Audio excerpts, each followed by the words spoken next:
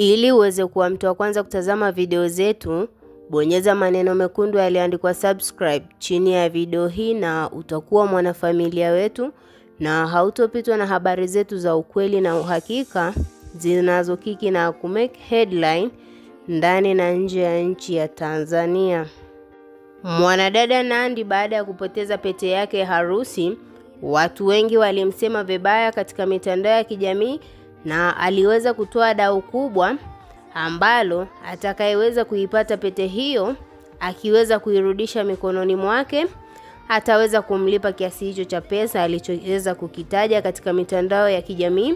Na siku ya leo ameweza kujitokeza mtu ambaye anadai kwamba mwanadada Nandy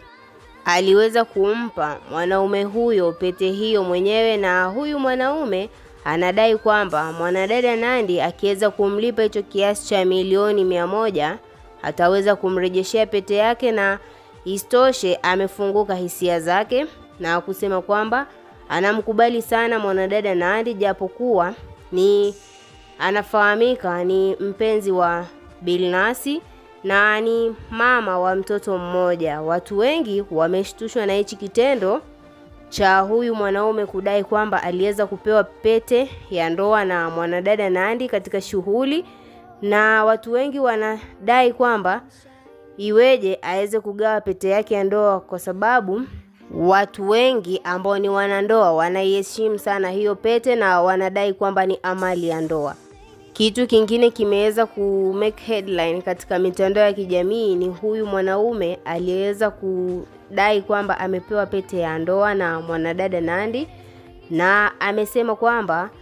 ikitokea mwanadada Nandy akiweza kukubaliana na hisia zake ataweza kumuoa mazima, na yeye hajali swala la kwamba mwanadada Nandy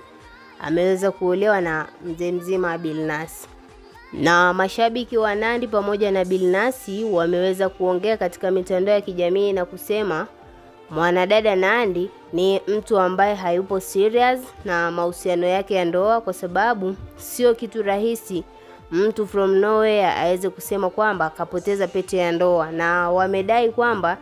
pete ya ndoa haiwezi kutoka mkononi mpaka pale ambapo utakapoweza kuitoa mwenyewe. Jambo hili limeweza kuwasikitisha wengi kwa sababu ni kitendo cha fedheha, na watu wengi wamedai